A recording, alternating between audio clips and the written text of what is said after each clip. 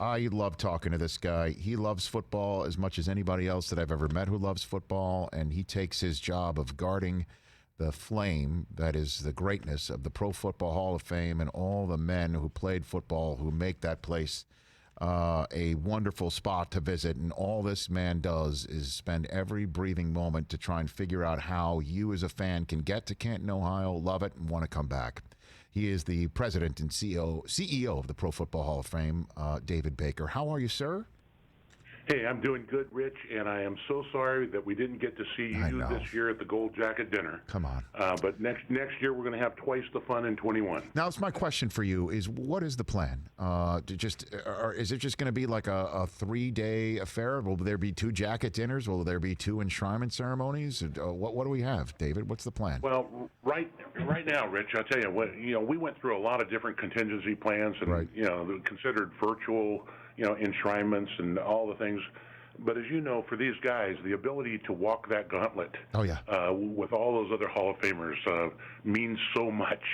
If you remember, Kurt Warner stood up there, and he's about to go into the gauntlet, and you could see him mouth the words, "Oh, my God, these are all my heroes." And the journey that helped them get to Canton wasn't just themselves. It was teammates and coaches and family. So we kind of felt that we really need to do it in person, so we postponed everything until next year. We will have the same game, the Steelers and the Cowboys, on Thursday night. Mm-hmm. On Friday night, we're going to have a Gold Jacket dinner, but we're going to need you to do it a little bit differently. Okay. Because we're probably going to give out maybe like 18 to 19 Gold Jackets that night. But it'll still be very, very special. The next day, we'll have the parade, which should be the biggest ever. Saturday, we will have the enshrinement of the Centennial Class of 20 for 2020. Mm-hmm. And then the following day, we will have another enshrinement that will be the Class of 21, which is likely to have this guy Peyton Manning in it. I've heard about it. And maybe a couple others like Charles Woodson, Calvin Johnson. And then Monday, we will close it out with possibly another game, but most likely, kind of the concert for legends. But I think it'll be... I think it'll be one of the best gatherings in the history of football because we are likely to have 160 Hall of Famers for that gathering. Well, David, I'm knocking on wood for something like that because, you want to talk about a group of people who are in the group of those who might be susceptible to the worst of COVID. It is the age group of the guys that you need to have coming back all the time. And that's the beautiful part about, and I'm so thrilled you made the decision to not go virtual because there's nothing like seeing this in person. Nothing. And doing it in person. Nothing. Zero. Well, and again, I'm just, how much respect I have for you, and you are Canton's guys, and we'll be as long as you want to come do this. Well, that means a lot. I got to tell you, even when I got this job, Rich, I kind of thought it was weird to have this TV show, and all the commissioner and I are doing are giving out a gold jacket.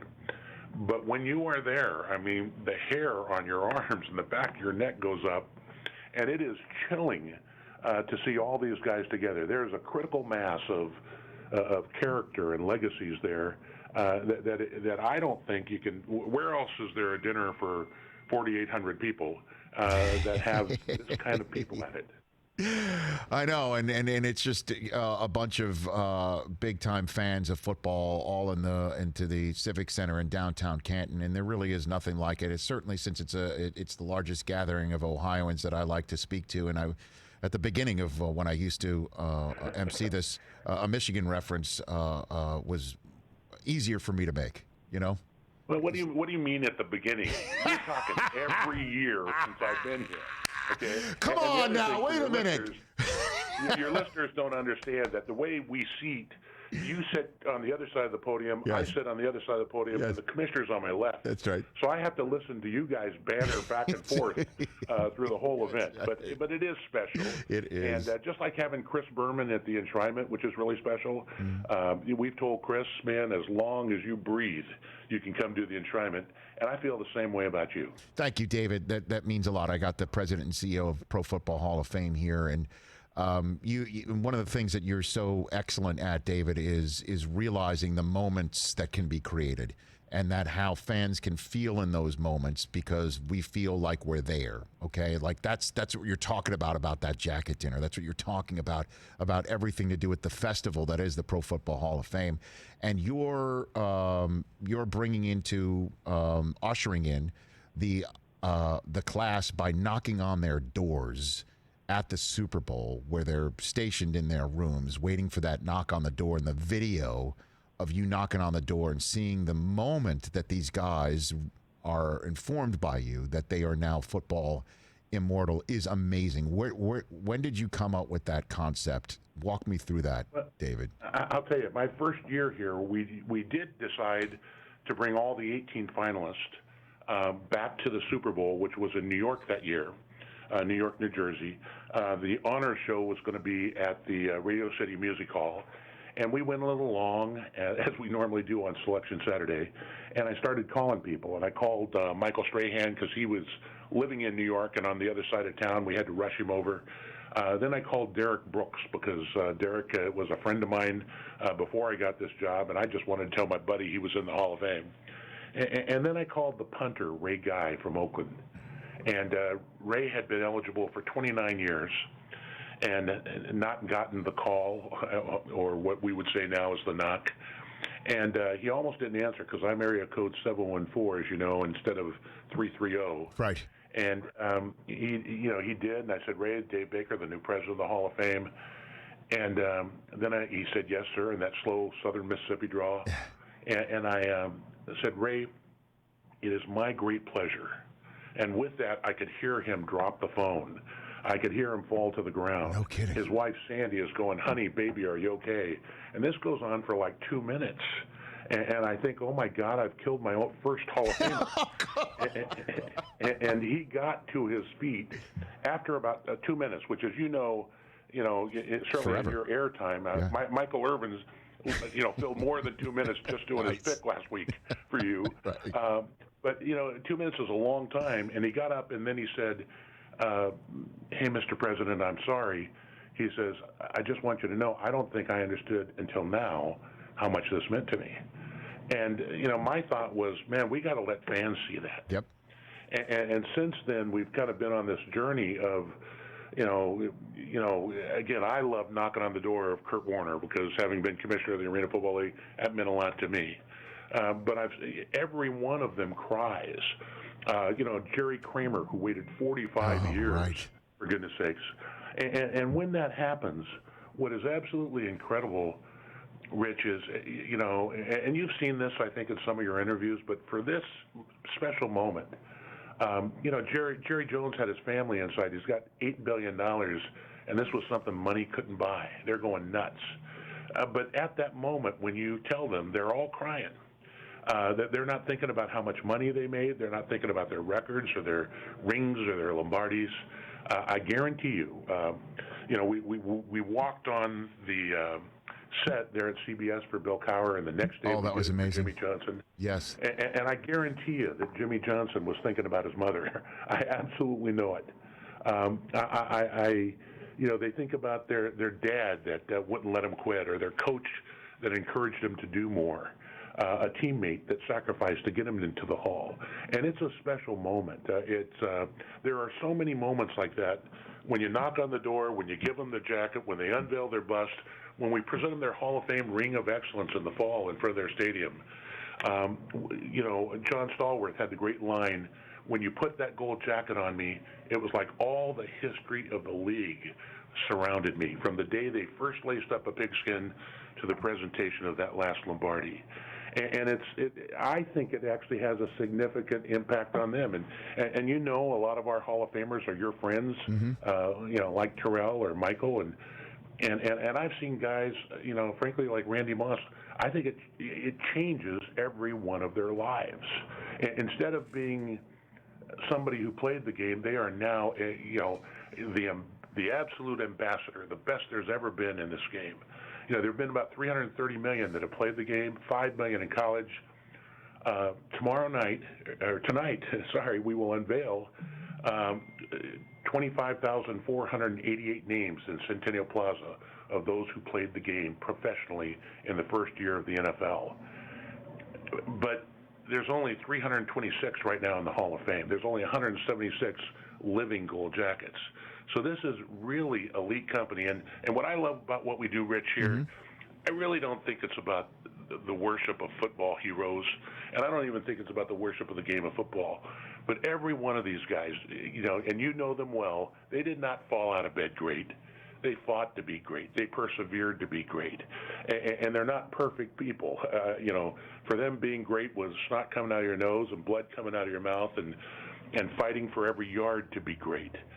But I think we can learn from that how to be a better father or a better mother or a better company or community, and maybe right now a better country. We call it the Church of Football here in Canton, Ohio, and it's a wonderful place to be. David Baker, Pro Football Hall of Fame President and CEO. We are having this conversation. I know the NFL 100 season was last year, but today is, in fact, the day that 100 years ago the NFL was born. This is the 100th birthday of the NFL today, as you and I are talking. The 21st century, however, has hit Canton already. Walk me through, in the couple minutes we have left here, about the improvements you mentioned about the centennial ceremony that you're having tonight. I know that you've got the draft coming to Cleveland in 2021 as well. Walk me through what you got, David. Well, I'll tell you, tonight what we're going to do, the good people of Canton, Ohio, the NFL does a lot for a lot of cities, but I can't think of any city that does more for the NFL than Canton, Ohio. They raised $12.5 million themselves to memorialize the first century of the NFL, which started right here in Canton on September 17th of 1920, exactly 100 years ago from today, with 10 teams that came together. They elected a Native American and maybe one of the best athletes to ever walk the face of the earth, Jim Thorpe, to be their president. And, that became the NFL to what it's going to be today. So in this award-winning park that we'll unveil tonight at halftime of the Bengals-Browns game, there are monuments to every city, to every host and NFL team, to Dayton and Racine and Providence. But like I also said, there are pillars for every decade that have the name of 25,488 players, every single player. If you played a down in the National Football League, your name is going to be on one of these pillars. And frankly, we put them in 2 nights ago. Rich, it was a fun thing for me to go see my own son's name, Sam Baker, who played 8 years with the Falcons. And when I saw it, I thought about him as a young kid, and then in high school, and then playing with Pete Carroll at USC, and draft day, and then playing with the Falcons. And it occurred to me that every one of those 25,488 names, every single one of them has a story just like Sam's. And so we're going to keep their legacy forever. We are going to have some great events at Centennial Plaza when the draft is in Cleveland, and we're going to partner with Cleveland on that. And then we'll come back to have what I think will be by far the greatest enshrinement ever. I think the greatest gathering in football, the first weekend in August. Labor Day of next year, by the way, we have the Black College Football Hall of Fame Classic, because we're now the home of the Black College Football Hall of Fame for all those players that were the greatest players to come out of historical black colleges. And I know your colleague Steve Weish there is a big fan of that. So it's going to be a great year, and we've got a lot of other things coming up. And if I could just say one thing, Rich, go for it, David. I know time's short here, but I got to tell you how proud I am of all of you associated with the NFL. The commissioner gets raked over the coals, the union gets raked over the coals, the officials get raked over the coals.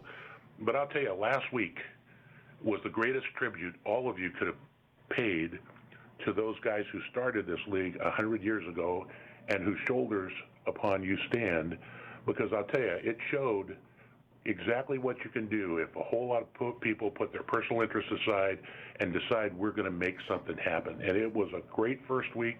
It was great football. It was pretty great officiating.